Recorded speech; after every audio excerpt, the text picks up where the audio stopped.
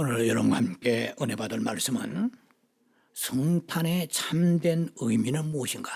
메인 타이틀입니다. 그리고 서브 타이틀로서는 하나님의 영광, 하나님께는 영광, 땅에는 평안하는 말씀이 되겠습니다. 본문은 누가복음 2장 13절로 14절 말씀이 되겠습니다. 제가 말씀을 봉독합니다.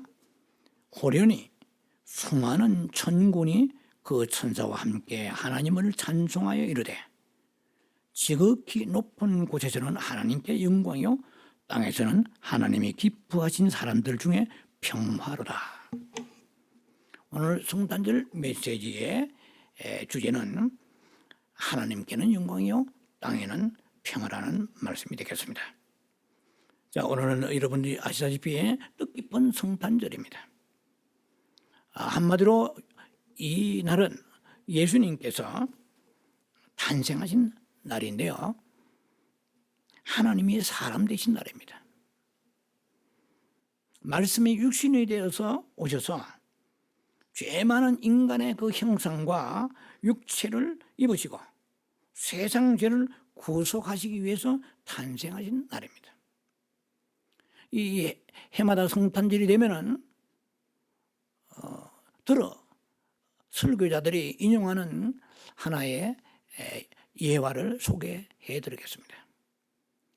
덴마크의 그 실존주의 철학자인 케르케고르라는 분이 지은 책 가운데에 철학적인 단편이라는 책이 있습니다. 거기에 이런 비유가 있습니다. 어느 나라에 한 어질고 지혜로운 왕이 있었다고 합니다. 근데 그 왕이 시골을 이렇게 순시할 때에 한 아리따운 시골 처녀를 보게 되었습니다. 비록 그 삶은 비천하고 가난하고 보잘것없는 오두막에 사는 그런 처녀였지만 왕의 마음을 뺏어갔습니다. 왕이 한마디로 바로 첫눈에 반했습니다. 그래서 왕이 다시 황궁하여 궁궐에 돌아와서 여러 가지로 와신 상담 생각 끝에 결국 그 시골 처녀와 한평생을 같이 반려자로 택하여 살고 싶은 생각에 그 마음에 가득 찼던 것입니다. 그러나 막상 그렇게 하자니 걸리는 문제가 몇 가지가 있었습니다. 그 시골에 있는 순박한 삶을 살고 행복하게 살던 그 시골 처녀를 일시에 왕궁으로 왕비로 택정하여 간택하면 과연 그 소박한 삶의 그 행복을 그대로 누릴 수 있을 것인가? 이거는 신분상의 문제 때문에 그게 불가능할 것 같다는 거죠. 또 한 가지는 그러면 그 사랑을 끝까지 이루려고 하는 그런 마음에 불타는 그 왕의 생각을 그대로 실천을 하려고 하니 천상 자기의 신분 문제로 인하여 자기가 그 소박한 삶을 살기 위하여 시골로 이렇게 내려가야 되는 그러한 두 가지 문제로 괴로워했습니다. 신하들이 뭐 여러 가지 의견도 난무했죠. 그리 하옵소서 하는 사람도 있지만은 아니되옵니다 하는 사람도 있죠. 이것은 법도에 어긋나고 뿐만 아니라 이 대왕의 품격으로 맞지 않습니다. 이런 사람이 있는가 하면 그리 하옵소서, 뭐 귀족의 자기를 주든지 해가지고 왕비로 간택하소서 막 그런 얘기도 있었지만은 그러나 왕은 신중히 생각하다가 결국은 그 자기의 모든 왕복을 벗어버리고 시골에 내려가서 그 처녀와 함께 소박한 삶을 살기로 결단했던 것입니다. 그래서 농부가 되고 내가 시골의 목동이 되어서 그 처녀와 함께 일생을 소박한 삶을 살면서 보내기로 결정했다는 것입니다. 이런 얘기가 C.S. 루이스라는 그런 영국의 신학자이면 소설가인 이분의 책에도 그런 비유가 나옵니다. 뿐만 아니라 아가서에도 이러한 말씀이 기록되어 있습니다. 여러분 잘 알다시피 솔로몬 왕과 술라미 여인의 사랑에 대한 얘기입니다. 계달의 검은 장막같이 보잘것없고 얼굴이 시커멓고 그야말로 미인도 아닌 보잘것없는 그러한 시골 처녀를 이 왕이 사랑하는 그런 내용이 나와 있습니다. 이것은 한마디로 말하자면 오늘 성탄절에 대한 그 교리적으로 하나님이 사람 대신 성육신 대신 이 말씀을 가장 쉽게 요약한 그런 내용이라는 것입니다. 하나님이 사람 되셨다는 거죠. 예, 저 높고 위대한 영광의 그 신물이신 하나님께서 사랑하는 아들을 이 세상에 험하고 죄악이 가득한 이 세상에다가 내려보내신 그날이기도 하다는 것입니다.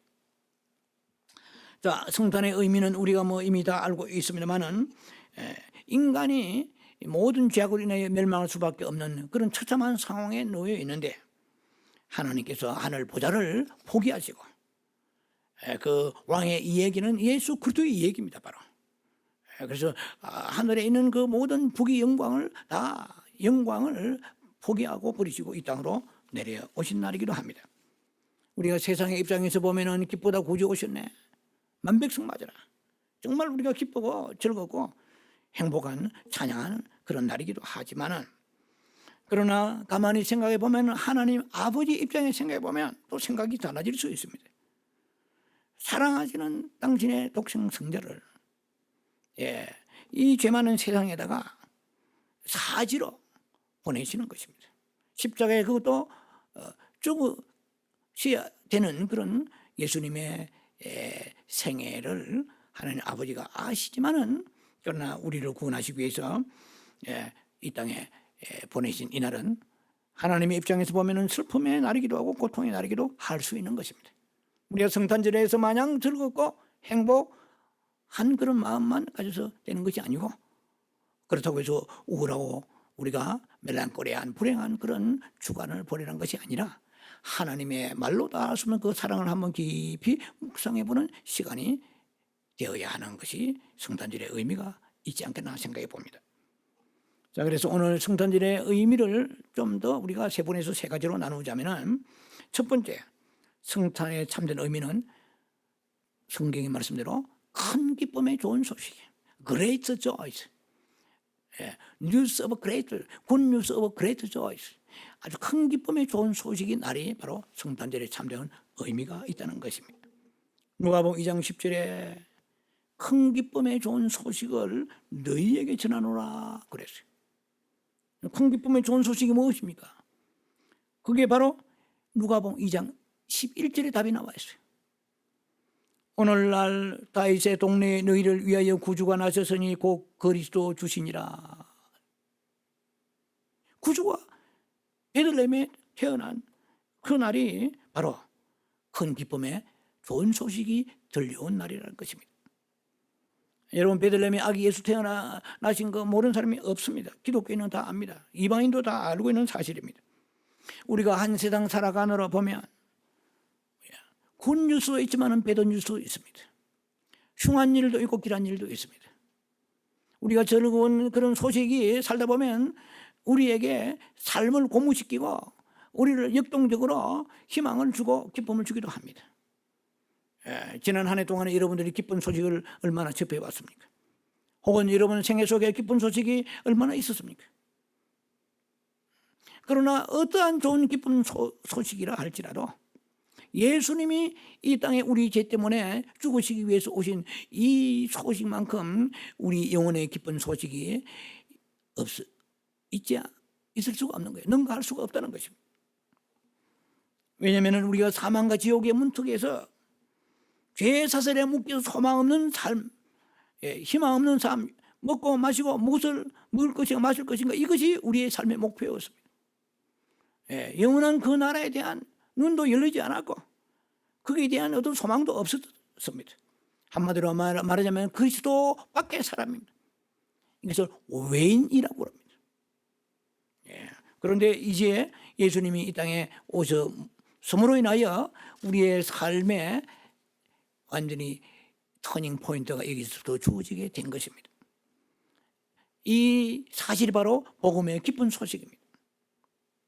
이게 우리가 복음이라는 것은 가스펠이라고 씁니다만은 굿뉴스라고 영어로 그렇게 얘기하죠. 원래의 이 기쁜 소식이라는 것은 어디서 유래된 말이냐면은 헬라어의 유앙겔리온에서 유래되었다고 여러분들이 알고 계실 것입니다. 로마에서 전쟁이 일어나면은 뭐 패배하기도 하고 승전하기도 합니다. 그러나 모든 나라의 국민들과 왕을 위시해서 많은 사람들은 그 전쟁의 그 소식이 승전이냐 패전이냐 그냥 손에 땀을 쥐고 기다립니다. 그럴 때 그 전령사가 승전의 소식을 가지고 말을 타고 문제를 일으키면서 그 시민들과 백성들을 향해서 달려옵니다. 만약에 전쟁에 승리했을 때는 그 전령사가 유앙겔리온 유앙겔리온 하고 외칩니다. 우리가 전쟁에 승리했다 이거예요. 이 유앙겔리온이라는 이 헬라의 말을 아무데나 쓰지는 않습니다. 왕의 대관식이라든지 왕자의 탄생이라든지 전쟁에서 승리했을 때의 유앙겔리온 기쁜 소식이다. 아주 특별한 경축일입니다. 그래서 이것이 복음이라는 원래의 원어의 뜻에서 이게 유앙겔리온에서 파생되어 나온 것이라는 것입니다. 그야말로 기쁜 소식입니다. 여러분 무슨 소식을 기다립니까? 저도 기쁜 소식이 오면 좋아합니다. 그러나 이 세상에 육체를 입고 사는 날 동안에 이 기쁜 소식은 유한합니다. 죽어서도 계속 그것이 기쁜 소식이 될 수가 없는 거예요. 내 죽으면 끝나는 거예요. 이 세상 떠나면 기쁜 소식은 더 이상 나에게 해당이 되지 않는 것입니다. 그러나 복음의 기쁜 소식은 내가 죽어도 영원히 계속 forever 영원히 계속됩니다. 놀랍잖아요. 위대한 이 기쁨의 소식입니다. 이 기쁨의 소식은 한시적이 아니고 일시적이 아니고 영원합니다. 아니 우리가 죽고 난 이후에 영원한 이 기쁜 소식을 이 복된 날을 맞이해서 우리가 들을 수 있다는 것은 얼마나 축복스러운 날인지 모릅니다. 그래서 우리는 이 복음이라는 것은 뭐 어렵게 생각할 필요 없이 기쁜 소식인데 복음이 곧 예수님이십니다. 우리가 예수님 때문에 기쁘고 즐거운 거예요. 예수님이 주신 모든 그런 그 선물들 그보다 더 중요한 것이 the top place, 가장 높은 위치에 있는 것이 예수님 자신인 것입니다. 예수님 자신은 우리가 기뻐하지 아니하고 그분이 주신 선물에만 관심을 가지고 있다면 이것은 우리가 참된 복음을 깨닫지 못하는 그야말로 그렇게 복된 신앙인이 아니라고 볼 수가 있는 것입니다. 예수님이 이 땅에 오신 것 자체가 그야말로 기쁨인 것입니다. 행복인 것입니다. 이사야 9장 2절에 보면 흑암에 행하던 백성이 큰 빛을 보고 나와 있어요. 흑암에 행하던 흑암은 다크네스예요. 예수님이 오시기 전에 이 세상과 우주는 흑암에 가득 찼습니다. 그 흑암이란 질병과 전쟁과 그 장래의 죽음에 대한 영원한 멸망 전부 다 흑암입니다. 그래서 영어로 보면은 walking in darkness, the people walking in darkness. 그러니까 그 어둠 속에 걸어가던 인생들이에요. 내가 지금 어둠 속에 걸어가는지도 모르고 걸어가는 것이 이 인생이에요. 그러나 우리가 복음의 빛을 통해서 우리에게 하는 놀라운 은총을 입은 우리들에게는 어둠과 빛을 구별할 수 있는 능력이 오게 되는 것입니다. 세상에 예수 믿지 않은 사람은 어둠이 빛이고 빛이 어둠이에요. 이것은 정확하게 식별이 될 수 없는 그러한 혼탁한 삶 속에 살아가는 것입니다. 우리는 분명히 알게 되었습니다. 천국이 있고 지옥이 있다는 걸 알게 되었습니다. 이게 흑암과 빛을 알게 되었습니다.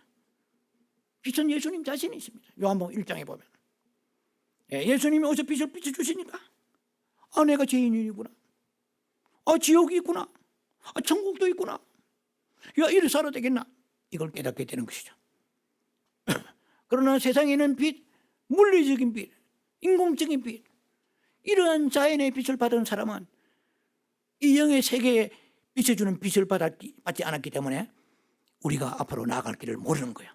그래서 이 세상이 흑암에 걸어가 모든 인생이 왕이나 신하나 백성이나 뭐 농부든 누구나 간에 다 walking in darkness. 그래서 the people, 모든 백성들이 어둠인 줄 모르고 멸망인 줄 모르고 지옥인 줄 모르고 오늘도 걸어가는 거예요. 입에 마시는 게 담겨 있으면 마시고, 좋은 모든 의복을 입고 좋은 환경에 살면 다 된 줄 알지만 이 세상에 영원히 사는 사람은 아무도 없습니다. 우리가 살아가다 보면은 목사도 그렇고 위대한 그런 신앙인도 삶의 좌절이 올 수가 있습니다. 그럴 때마다 우리가 다시 주님 앞에 나아가면 그 빛을 통해서 사랑하는 아들아, 딸아, 세상의 환난은 잠시면 끝난다. 너는 영원한 빛을 보지 않았냐? 감사하라. 용기를 가져라. 일어나 빛을 받고 새롭게 출발하자. 네가 그렇게 강구하던 것들이 이제는 때가 못 되어 하박국 2장 3절의 말씀처럼 묵시는 정한 때가 있나니 결코 거짓되지 아니하고 비록 더딜지라도 기다리라. 제가 아주 좋아하는 말씀입니다. 비록 더딜지라도 기다리라. 반드시 응하리라. 응답이 나타나리라. 하나님의 말씀은 땅에 떨어지지 않는다. 모르는 사람이 없습니다. 기독교 신자들. 에레미야 1장 12절에 말씀하십니다. 하나님은 그 말씀을 지키시고 이루시는 분이십니다. 자신이 하신 말씀이 이 성경에 있는 이 말씀을 예수님 자신과 하나님 자신을 위해 주신 것이 아니고 우리를 위해 주신 것입니다. 이 언약의 말씀, 카버넌트, 이 안에 프라미스, 언약과 약속의 말씀. 이 말씀을 우리가 받아서 우리가 이 말씀을 가지고 하나님 앞에 부르짖고 기도하고 말씀이 이렇게 되지 않았습니까? 그럴 때 회개하라, 순종하라, 그리고 믿으라, 흔들리지 마라. Don't be shaken. 흔들지 마라. 담대하라. Be strong. 강하고 담대하라. 이 모든 말씀이 성경이네요. 그리고 네가 기도하는 거, 가족의 구원이 있느냐, 물질의 문제, 건강의 문제, 네 심령의 평강이 없느냐, 뭐 자녀들의 믿음의 문제, 뭐든지 구하라. 에브리띵이야. 믿는 자에게는 능치 못하심이 없느니라. 마가복음 9장에 22절로 24절 사이에 나와죠. Everything is possible for one who believes.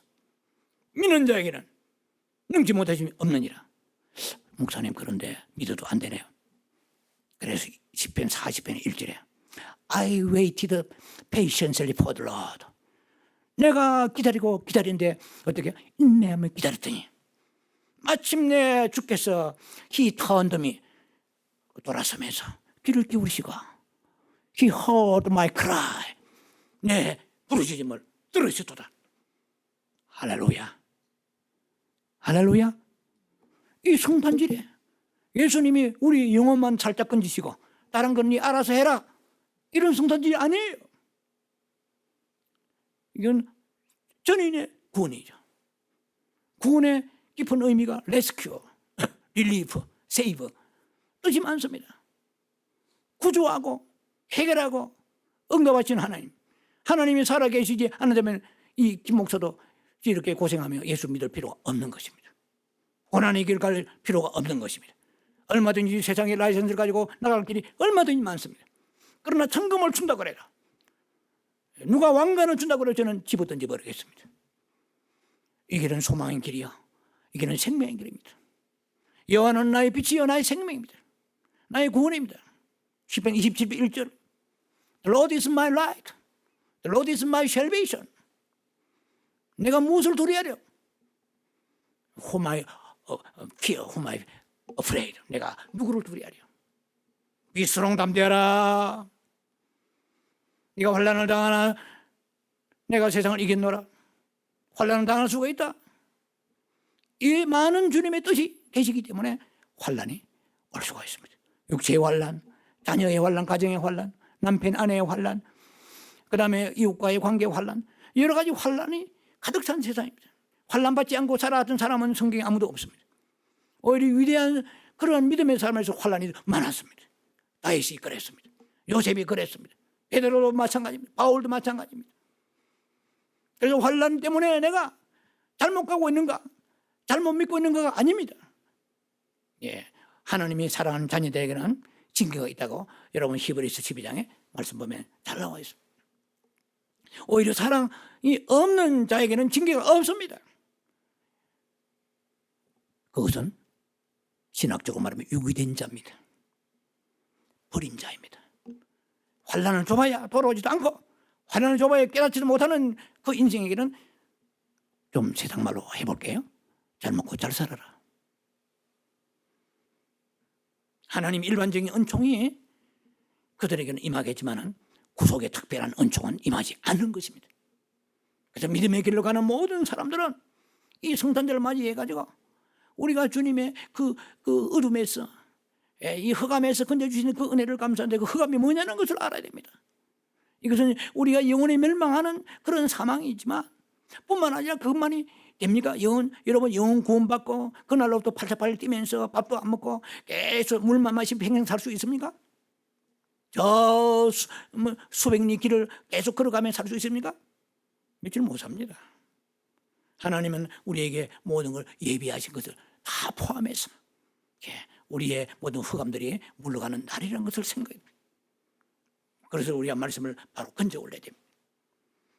자, 그래서 우리가 이 성탄절 맞이하면서 선물 받고 카톡으로 인사 주고 받고 그리고 카드 받고 캐롤송 장식하고 이거는 다 세컨다리입니다. 세컨데리요. 부수적인 것입니다. 가장 중심은 그리스도가 그 중과 가운데 서 계셔야 됩니다. 예수님은 실종하고 잃어버리고 선물 주고받고 뭔 선물 받았나?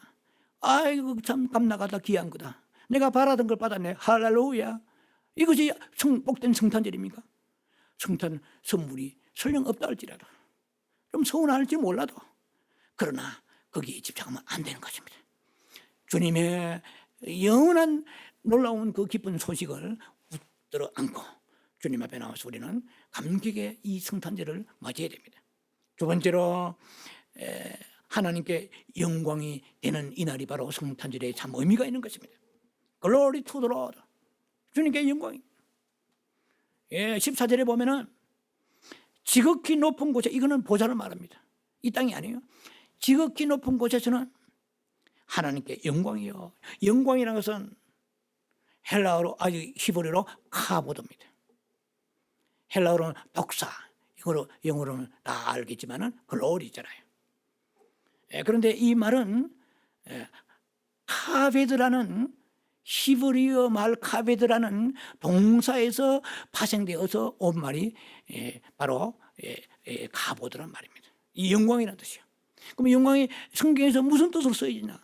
이것도 어렵다 이런 뜻도 있지만 무겁다는 거예요. 주로 영광 무겁다. 존귀와 영광, 명예, 안어, 정말 하나님 앞에서만 쓸 수 있는 그런 놀라운 특색 있는 단어인 것입니다. 영광이요. 이 영광이라는 이 단어를 사람이 하나님의 영광을 찬탈해가면 죽거나 망하는 것입니다. 성경을 연구해 보려시면은 제가 히브리어에 그런 깊은 조회도 없지만은 성경에서는 이 영광에 대한 단어를 쓰는 것을 보면서 놀라움을 금치 못합니다. 왜냐면은 사무엘하 14장 26절에 보면은 다윗의 아들 압살롬이, 이름도 좀 특이하죠? 압살롬. 근데 압살롬이 1년에 한 번씩 이발을 했어요.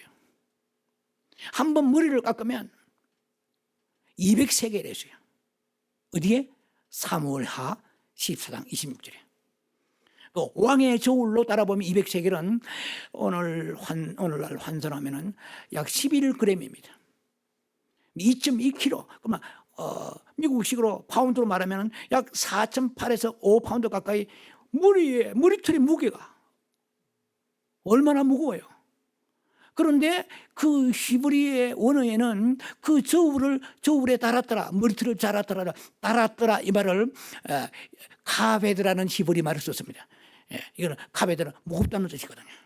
달았더라 하는데 히브리어 뜻으로는 무겁다는 뜻이에요. 우리말로 보니까 달았더라 되어 있어요.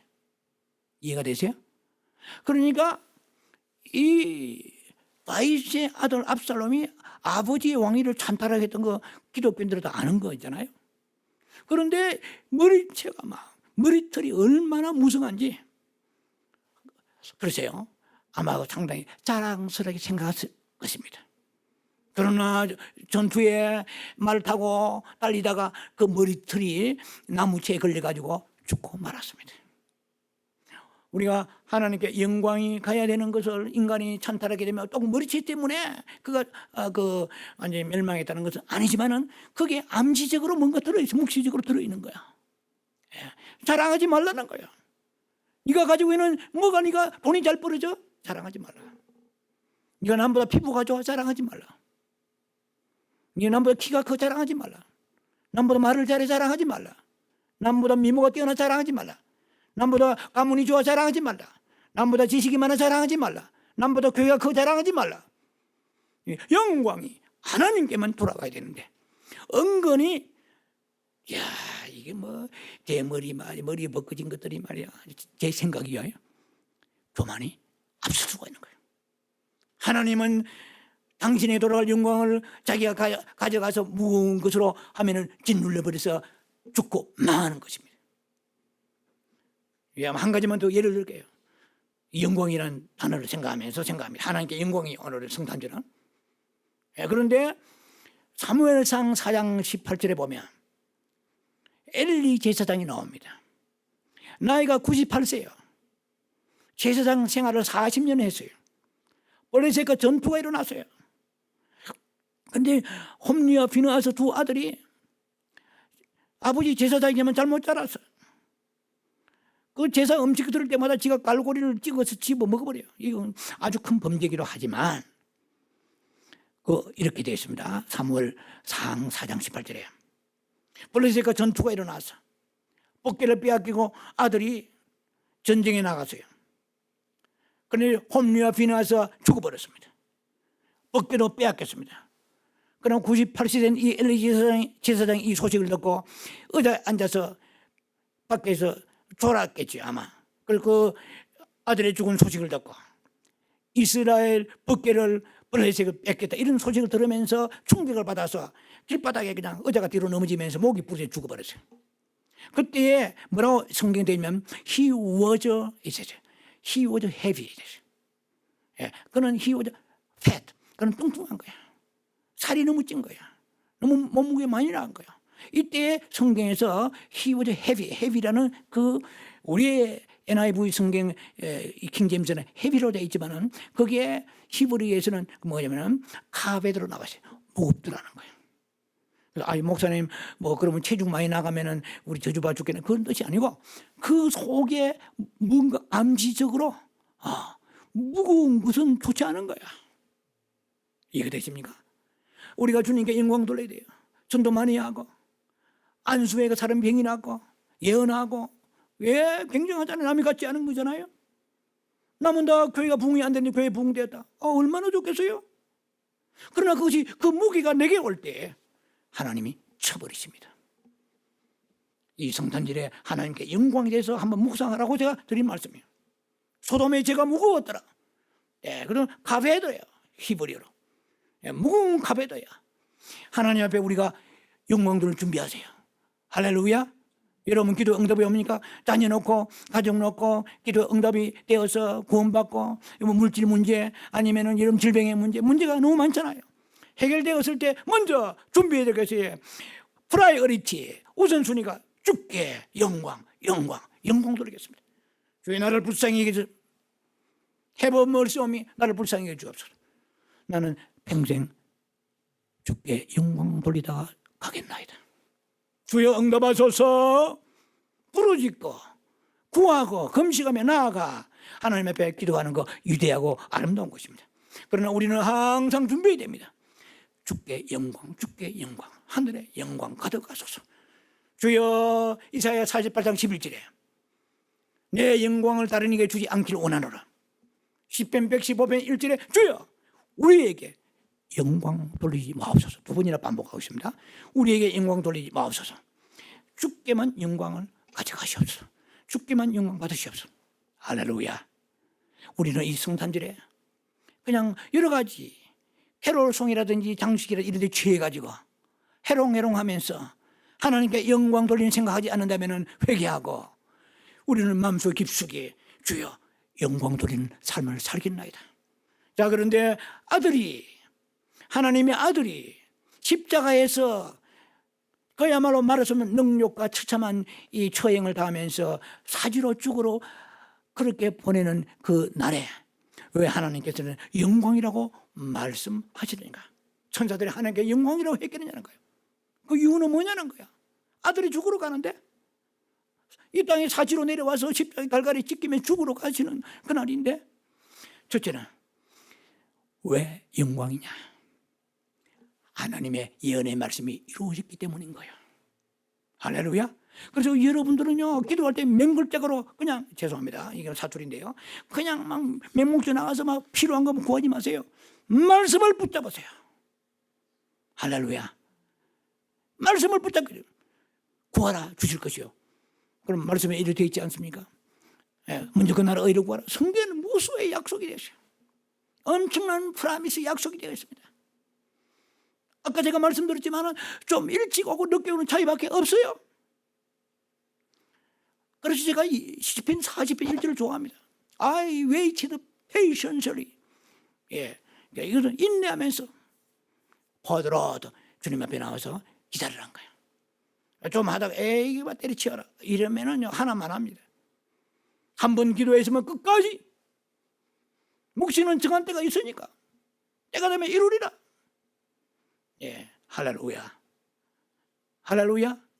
그래서 성경에서는 창세기 3장 15절에 여자가 그 뱀의 머리통을 낀다고 그랬어요.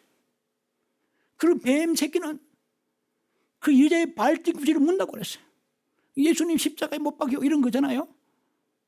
예수님은 십자가에 죽으시면 부활하셨잖아요. 해봐야 겨우 발꿈치 무는 거예요, 사탄이. 여러분도 오늘도 물리고 있어요, 우리에게. 그러나 여러분의 삶 속에 근본적으로 사탄의 머리를 박살나버렸습니다. 이게 창세기 복음입니다. 이것이 이루어진 날이기 때문에 영광이에요. 할렐루야. 그래서 우리는 기도해야 됩니다. 아버지, 영광을 보기 원합니다. 그러면 주님께 물어보실 것입니다. 사랑하는 딸아, 아들아, 무슨 영광? 말씀이 이루어진 영광을 보게 하소서. 이사야 7장 14절에 보라, 처녀가 잉태에 아기를 낳으리니. 자, 그랬습니다. 그 아기는 임마누엘이라 하리라. 임마누엘 뜻 아시잖아요? 하나님이 나와 함께 계시다 뜻이잖아요. 그리고 이게 700년 전 이사야 선지자가 이 선포한 이 말씀은 예수님 오시기 전에 700년 전입니다. 아니 창세기 3장 15절에 뱀의 머리를 깨뜨리는 이거는 무려 4,000년 전이죠. 예, 아득한 창세기 시절에 이 말씀이 한 말씀이 4,000년 후에 그대로 이루어진 거예요. 얼마나 오랫동안 기다렸습니까? 주님은 4,000년 동안 기다리신 거예요. 할렐루야. 사랑하는 아들아, 딸아, 이 순탄절 모여서 맞이해서 제발 좀 인내심을 가지라. 한번 기다려보려면 씨를 뿌려놓고 씨가 나지 않는다고 그냥 호미로 파버리지 말라 말이야. 씨를 뿌렸으면 물 주고 기다려봐라. 그럼 하나님께 영광이 둘째는 뭐 때문에 하나님의 영광입니까? 죄인이 구원받았기 때문에. 예. 아들의 십자가의 죽음으로 멸망을 당할 여러분이나 저가 모든 인생들 가운데 예수 믿는 사람이 영생 얻었습니다. 그러니까 구원 없는 영광이 없다 이 말이야. 하나님은 영광 중에 계십니다만은, 할렐루야, 하나님은 우리가 계시라고 해서 계신 게 아니에요. 세상에 있는 종교는 지가 만들지만은 하나님은 I am who I am이에요. 나는 스스로 있는 자야. 영원 전부터. 그 영광 중에 계시지만은, 그러나 더 큰 영광은 사람이 구원받을 때 영광 받으십니다. 그래서 여러분 성탄절 맞이하면서 다른 여러 가지 행사나 다른 기분에 들뜨릴 것이 아니고, 주여 내년에는 한 명이라도 구원시키겠습니다. 주님이 이 세상에 모든 인생들이 구원받을 때 영광 받으신다 말이야. 그럼 영광 돌리는 방법이 사람을, 가족이든 누구든 구원을 해야 되잖아요. 복음을 전해서. 자, 그 구원에 동참하는 여러분 되기를 바랍니다. 마지막에 이제 정리하면서 말씀 들어갑니다. 그러므로 하나님의 그 영광은 칼빈이다. 뭐 아니면은 그 어떤 위대한 그런 그 종교 개혁자도 헤롯도 마리아도 요셉도 그 누구도 영광을 찬탈해 갈 수가 없습니다. 오직 주님께만 영광 돌리셔야 됩니다. 땅의 평화라고 그랬어요. 땅의 평화, peace on earth. 땅 위에는 평화다. 하늘의 영광을 우리가 돌리지 않는 성탄절은 유의미하다, 무의미하다? 무의미하죠. 그래서 사람들이 막 온갖 성탄절 행사하고 성탄절 멋지게 보내다. 눈도 깜빡할 필요 없어요. 당신은 하나님께 영광 돌리나? 그럼 뭘 영광 돌리라 몰라요. 여러분 이 설교 들으면서 여러분이 정확하게 감을 잡으시기 바랍니다. 아버지 말씀이 이루어졌단 말이야. 하신다면 하시는 거고 된다면 되는 거야. 그러면 구원하신 거야. 우리를 나도 구원하시고 그래 감사한 거야. 성탄절에 좋은 선물 받고 좋은 파티에 참석하고 좋은 친구 어울리고 구경 가고 아니요. 따라지고 속된 것입니다. 집에 가만 하루 종일 앉아있더라도 엽서 한 장 날아오지 않더라도 주님을 묵상하면서 주께 영광, 땅의 평화. 그러면 땅에는 평화가 가득하다고 그랬는데 주여 왜 이게 이 웬 말씀이고 나는 지금 평안이 없는데요. 이 성도들 나에게 평안을 주시면 안 됩니까? 맞습니다. 천사들의 말에 의하면은 두려워하지 말라. 천사가 그래 말하셔요. 예수님 탄생 소식을 듣는 그런 목동들도 다 두려워했어요. 예수님 탄생 헤롯 왕은 두려워하고 말할 것도 없고 잡아 죽이려고 그랬어요. 그냥. 왜 두려워합니까? Don't be afraid. 인간은요 왕, 국회의원, 대통령 웃기지 말라고 하세요. 대통령이라서 웃기지 말라는 게 아니라 두려움에 대해서 웃기지 말라는 거예요. Don't be afraid. 이 약속은 믿는 자에게 주신 말씀입니다. 우리는 두려움을 가득 찬 삶을 살고 있습니다. 여러분 코로나 두려워했잖아요. 코로나 끝까지 가면서 마스크 집어 던지고 댕겼습니까? 쓰라면서 썼잖아요.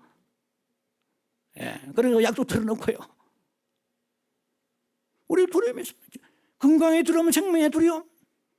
두려움이 없습니까? 직장도 가지 마세요. 두려워하지 않는데 우리 일도 하잖아요. 그래서 우리가 살아가는데 필요한 재정에 여러 가지 축복을 받아야 되고요. 질병과 그리고 재앙도 없어야 됩니다. 미래도 우리가 하나님이 지켜주셔야 됩니다. 그래서 이런 것들에 대한 생각하면 우리가 잠이 오지 않고 두려워할 수 있는 거예요. 그래서 성경에 보면은 이스라엘 백성들은 두려움으로 가득 찼습니다. 그러니까 이사야 43장 1절, 이사야 40장 10절 같은 보면은 두려워하지 말라, 놀라지 말라. 왜 두려워합니까? 전쟁의 두려움이요. 우리 김정은의 전쟁은 그 한 방 땡기면 ICBM 대륙간 다투다 날아오면 뉴욕까지 워싱턴 날아옵니다. 캘리포니아는 이거는 기본이고 땡기면 날아와 버립니다. 그냥 해서 앞마당 파이는 정도가 아니에요. 두려움이 전쟁 두려움, 구약의 전쟁 두려움, 그 다음에 질병, 그 다음에 팥종이 예를 로커스트 이런 거 메뚜기한, 그 다음에 흉년, 이 재정에 대한 이 세 가지입니다. 오늘날 없습니까? 우리도 있습니다. 우리 똑같아요. 구약이나 신약이나 두려움은. 그래서 이 두려움은 왜 옵니까? 죄 때문에 온다 하세요. 여러분도 마음이 평안이 없을 때 있죠. 지난 한 주간도. 여러분 무슨 일 때문에 온다고 생각하는 거 여러분들은 이것은 얕은 지식입니다. 무슨 여러분들의 근심할 문제가 오기 때문에 여러분 근심한다고 그렇게 생각합니까? 그건 영적인 해석이 아닙니다. 죄 때문에 그렇습니다. 죄는 두려움을 가집니다. 일단 우리가 남을 미워하는 판단하든지 불순종하면은 허감인 세력이 합법적으로 하나님 앞에 재가를 얻어서 우리에게 들어옵니다. 욥기 1장을 보세요. 욥이 무슨 죄가 있었습니까? 그러나 사탄은 알고 욥에게 계속 딴지 걸면서 하나님 앞에 나와서 한번 쳐보라고 합니다. 예, 여러분 욥기 3장 같은 데 보면은요, 이제 막 욥도 굉장히 깊습니다. 욥이 결국 나의 두려워하는 게 내게 미쳤고 나와 있어요. 욥기 3장 25절에 내가 무수하는 게 내게 임하였도다 하는 거예요. 그러니까 저 사람이 참된 의인입니까? 하나님이 많은 걸 주었기 때문에 지금 똥 따시고 배부르니까 할렐루야. 욥도 대단한 의인이지만 마귀가 볼 때는, 마귀의 영의 세계 볼 때는 욥에게도 약점이 보이는 거예요. 저와 여러분은 욥입니까? 욥보다 형편없는 사람입니다. 약점 투성입니다. 그런데 우리가 무슨 남을 판단하고 불평하고 원망하고 말씀을 주야로 묵상하고 기도도 안 하고 하면은 사탄이 보세요. 저 집사가 요새 카톡을 찍으면 집사를 찍으려면 잡사가 나와버리대. 안 찍어봤나요? 집사와 잡사 바로 옆에요. 이와 아예. 죄송합니다만 잡사가 많은 세상인 것 같아요. 제가 농담삼아 하는 얘기지만은 정말 우리에게 하나님의 뜻대로 살지 않는 그런 삶이 우리에게 있을 때는 사탄이 합법적으로 어둠을 가지고 들어옵니다. 근심, 염려거리를 가지고 들어옵니다. 하나님과 분리되는 것입니다. 그래서 참된 평화가 없는 것입니다. 그런데 우리가 예수를 믿음으로 회개, 리펜턴스가 있잖아요. 회개하고 돌이키면서 주님 앞에 나아가면 문제는 해결되지 않는데 여러분에게 평안이 주어질 것입니다. 할렐루야. 그래서 하나님은 응답 자체보다도 먼저 피스, 에이렌의 평안부터 주십니다. 빌립보 4장 6절에 아무도 염려해 봐라. Do not be anxious. 너 염려하지 말라. Don't worry, 아무 염려하지 말라. 기도와 감사와 간구로 하나님 앞에 번제하지 말아야 돼. 감사합니다. 우리는 불평이 많잖아요. 그럼 어둠의 세력이 들어온 것입니다. 자, 지금 이 얘기를 길게 하지는 않겠습니다.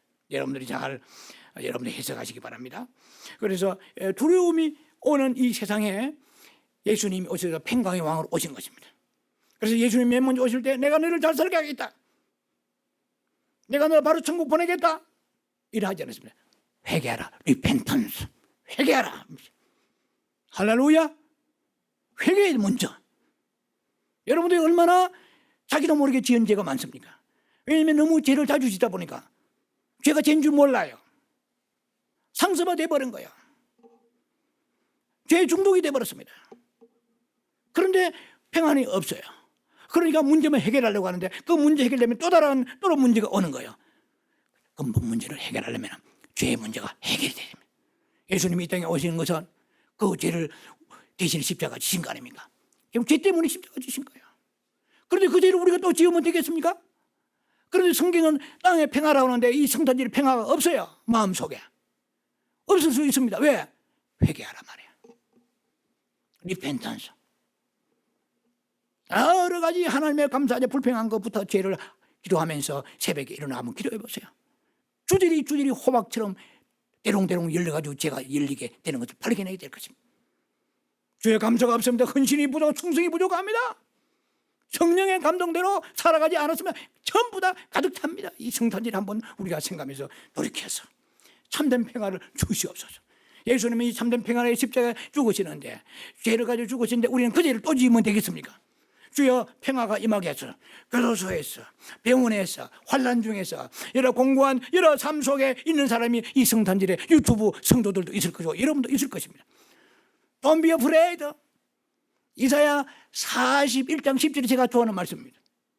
이 말씀하고 마무리의 말씀입니다. 두려워하지 말라. Don't be afraid. For I am with you. 놀라지 말라. Do not be dismayed. For I am your God. I will strengthen you and help you. I will uphold you. My righteous right hand. 자, 이사야 43장 10절에 무엇입니까? 두려워하지 말라. 내가 너의 하나님이다. 내가 너를 굳세게 하리라. 내가 너를 붙잡아 주리라. 이 말씀을 붙잡아도 안 됩니까? 회개하시기 바랍니다. 할렐루야.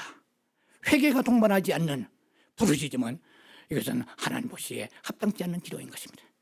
그래서 우리가 하나님의 기도할 때에 저는 6가지를 순서를 정리하면서 영성하면서 지금까지 6가지 지금 이걸 가지고 새벽에 기도합니다. 청감자, 간중침, 찬양하라, 감사하라, 자복하라, 간구하라, 중보하라, 침묵 기도하라. 깊이 하나님의 임재를 바라보며 하나님의 빛을 바라보며, 그러면 네가 네 안에 네가 변형되리라. 네가 sanctification, 네가 성화되리라. 우리가 응답을 많이 받고 별일 없이 뚱뚱거리며 사는 사람이 행복한 사람이 아닌 것입니다. 내적으로 변화되어야 됩니다. 그런데 침묵 기도 깊은 하나님과 만남이 없기 때문에 뭔가 잘 나가는 것 같지만은 하나님의 영광을 자기가 독식하고 있고 찬탈하고 있는 것입니다. 할렐루야. 여러분에게 평화가 넘치는 이 아름다운 성탄절 되기를 주 이름으로 축원합니다. 기도합니다. 자비하신 아버지, 은혜를 감사합니다. 이 아름다운 성탄절을 우리가 맞이하면서 하늘에 찬양 영광 돌리며 땅에 평화가 가득한 성탄절 되게 하옵소서. 예수님의 이름으로 감사 축복 기도합니다. 아멘.